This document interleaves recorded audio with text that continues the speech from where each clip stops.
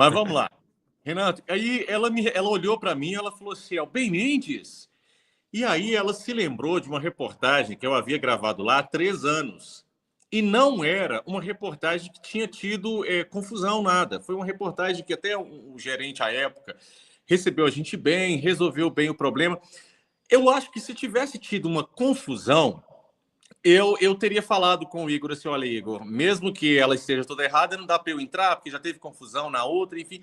Mas como não tinha tido confusão, eu falei, vou lá, vamos ver se a gente consegue conversar. Mas ela olhou para mim, ela reconheceu. Ela não estava no dia da reportagem lá há 3 anos.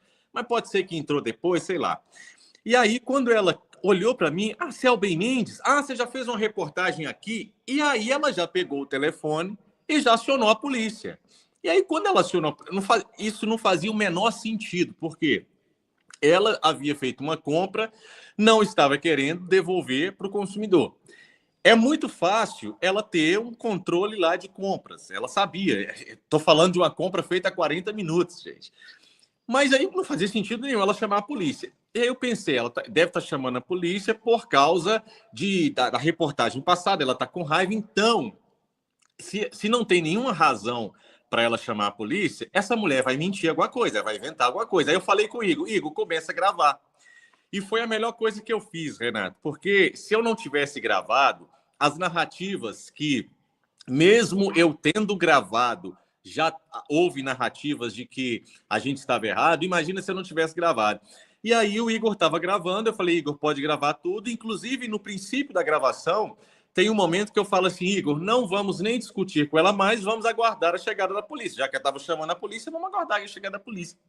E aí ela levanta, ela me empurra umas 2 ou 3 vezes e eu falo para ela, olha, não encosta em mim. E aí ela sai correndo atrás do Igor, com o telefone na mão. Ele estava com o telefone na mão e ela sai correndo atrás dele. E aí ela vai para a rua.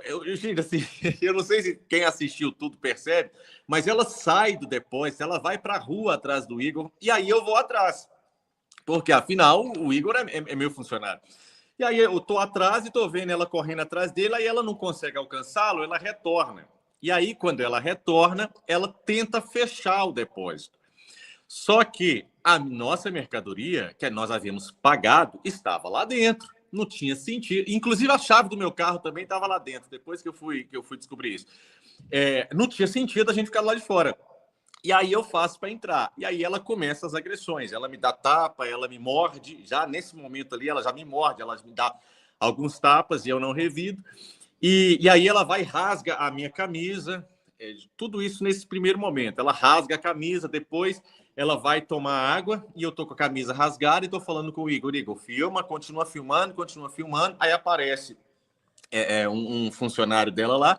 Ao invés dele conter a agressora, não, ele tenta responsabilizar a gente. Mas não precisa disso, não precisa disso. Realmente, não precisa disso, né?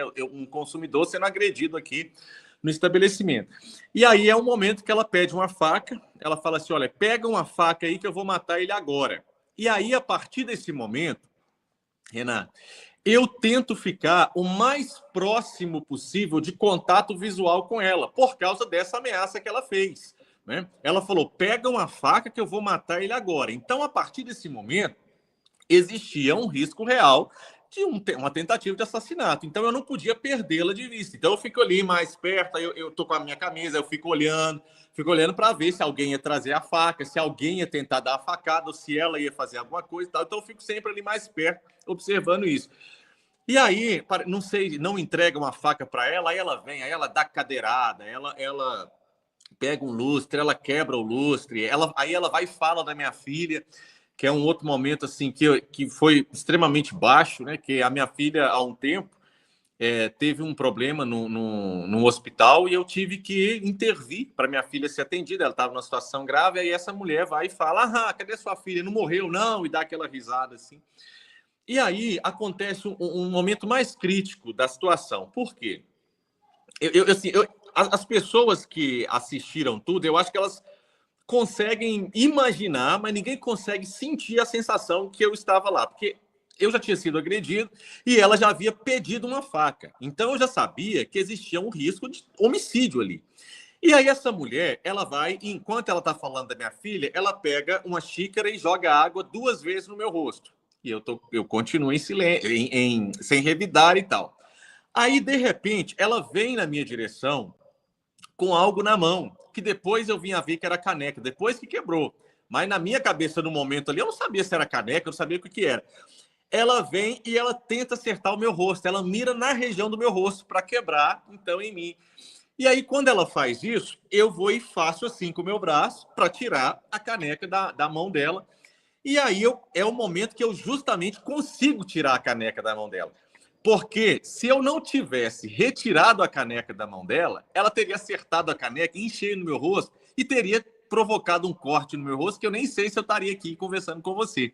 E aí a caneca cai, faz um barulho, ela pega o lustre. Não. E aí, beleza. Aí quando eu bato na caneca, ela e as companheiras dela começam a gritar: agrediu mulher, agrediu mulher. E aí tem um momento que é gravado em vídeo que é um momento muito impressionante, porque ela fala assim: eu consegui, eu consegui. Aí eu falo: conseguiu o quê, sua louca? Ela: eu consegui fazer você me agredir. Só que eu não havia agredido. Na verdade, assim, as pessoas falam que essa mulher, ela deve ser doida. Não, ela não é doida. Ela é criminosa, é diferente. Ela estava com muito sangue frio todo momento. Quando ela sabe que eu acerto a caneca e retiro a caneca dela, mas as companheiras que estavam com o celular gravando começam a falar: me agrediu, ela tenta plantar uma narrativa, entende? Então nós não estamos falando de uma pessoa desequilibrada, doente, não, nós estamos falando de uma pessoa que percebe que existiam alguns telefones celulares na direção dela e ela percebe que eu tiro a caneca das mãos dela e ela começa a gritar: consegui o que eu queria, fazer você me agredir. Quando ela fala fazer você me agredir, não é porque eu havia agredido, é porque ela viu uma oportunidade de plantar a narrativa, já que as colegas haviam dito: agrediu mulher. E aí, a gente estava filmando isso tudo, ela vai não satisfeita, ela pega um lustre, ela quebra o lustre em mim, e você percebe que em todo momento, ao invés dos colegas de trabalho dela conterem ela, não, ela fica solta o tempo todo, me agredindo, e ela estava livre, ela estava solta, e eles tentando reter a mim. Tem um funcionário lá que eu, inclusive, falei com ele, falei assim: cara, você nem estava aqui no princípio da discussão, o que você está fazendo? Quando você chegar na sua casa e refletir sobre isso, você vai ter vergonha do que você está fazendo. Porque o tempo todo eles estavam tentando me conter. E se eu fosse contido por eles, mais ela estava livre para me fazer as coisas, igual ela fez. Ela deu cadeirada, quebrou o lustre, ela fez tudo. Por quê? Porque eles estavam, ao invés de preocupados em contê-la, estavam contendo a gente.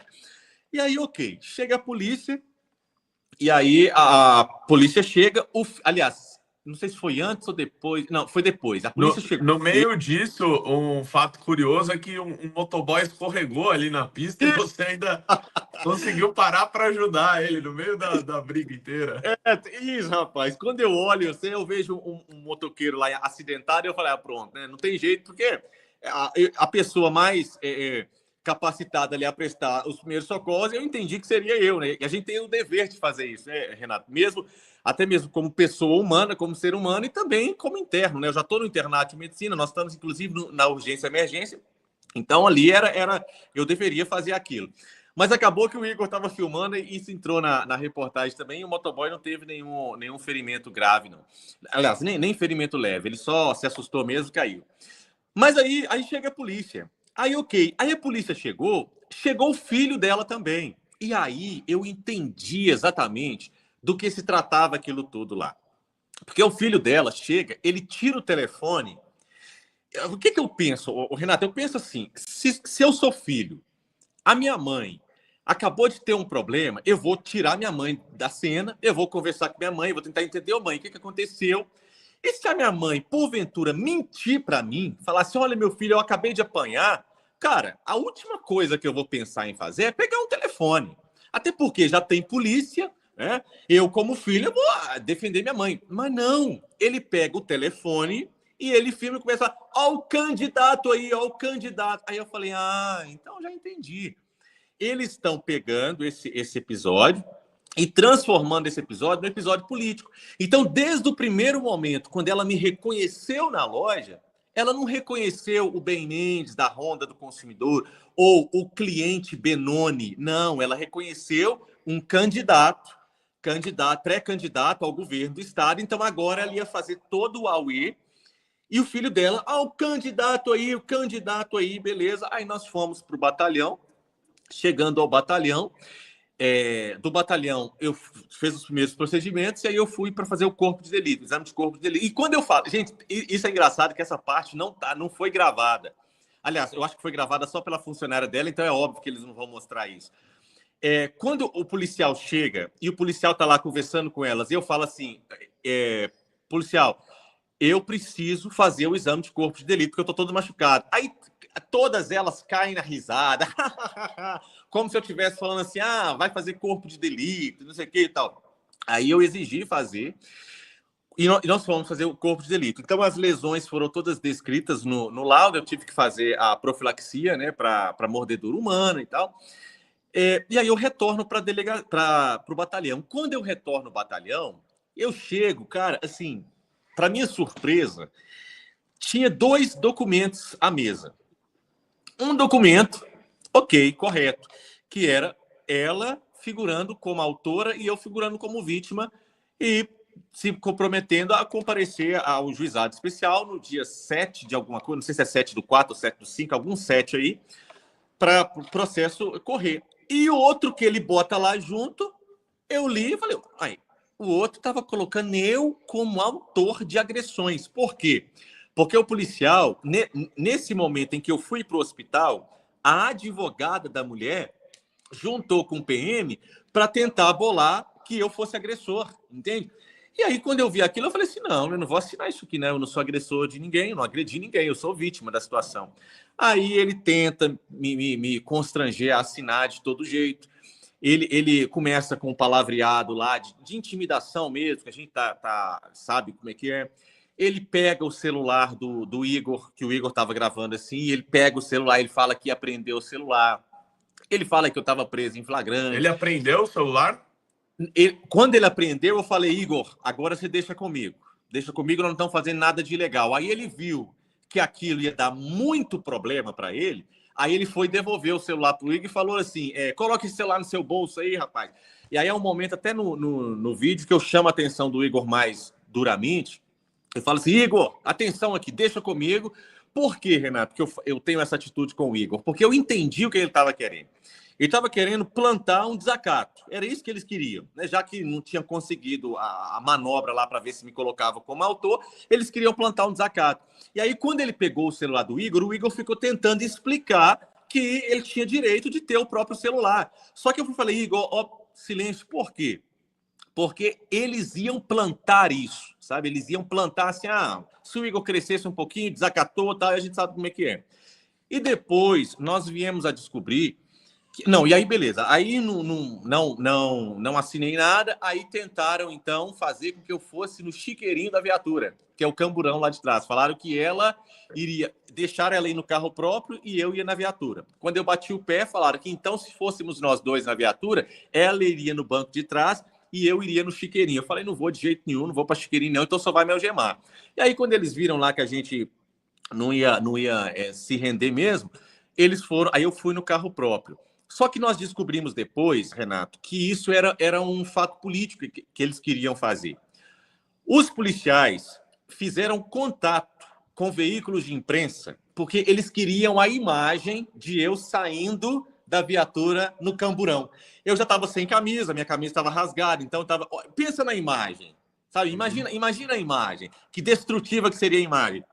O Ben Mendes, sem camisa, saindo de um camburão de viatura de polícia, entende? Então, assim, o que eles queriam é isso. Já tinha até repórter combinado já para pegar isso tudo. Então,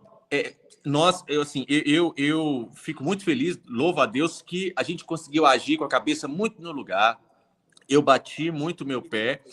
E mesmo assim, sabe, quando isso aconteceu, a gente tendo as imagens, ainda assim, o que a esquerda fez? A esquerda começou a plantar a narrativa, a esquerda e a Globo também. A Globo ficou uns 2, 3 dias repetindo exaustivamente nos noticiários mineiros que eu havia agredido uma mulher. E a Globo foi tão canalha, Renato, que ela fez o seguinte: primeiro ela fez uma reportagem sobre violência contra a mulher. Em seguida, ela emendou a reportagem de violência contra a mulher com o meu caso. Cara, isso foi de uma canalice sem tamanho, porque é o seguinte: o que eles quiseram fazer na cabeça do público? O público acabou de assistir uma reportagem de violência contra a mulher. Agora o público está vendo a âncora da Globo falar que o Ben Mendes agrediu, e eles falaram que eu dei um tapa no rosto de uma gerente. Ou seja, eu sou um agressor de mulheres. E o tempo todo eles falando que eu era pré-candidato ao governo. Aí a âncora, que era uma repórter, né, uma mulher, falando: essas imagens são muito ruins, hein? Não pega bem, não, hein?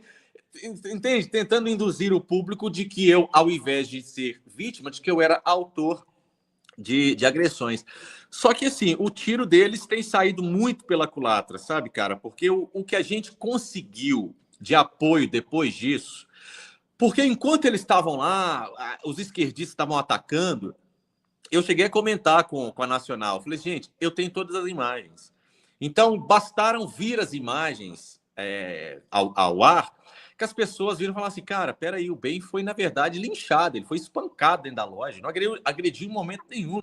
E se eu tivesse acertado essa mulher para tirar o copo da mão dela, ainda assim seria legítima defesa, não era agressão, sabe? Mas então, assim, o projeto ele tem recebido essa resistência, sabe, aqui no estado, mas as pessoas elas estão percebendo, né, que é um projeto sério e que já está incomodando. É o que acho que foi até o Kim que falou isso, eu não me recordo muito bem, mas parece que foi o Kim Kataguiri que falou isso. Falou assim: olha, se não fosse um projeto viável, a Globo não estava batendo tanto do jeito que está batendo, né? Uhum. Justamente porque existe a viabilidade da pré-candidatura aí ao governo.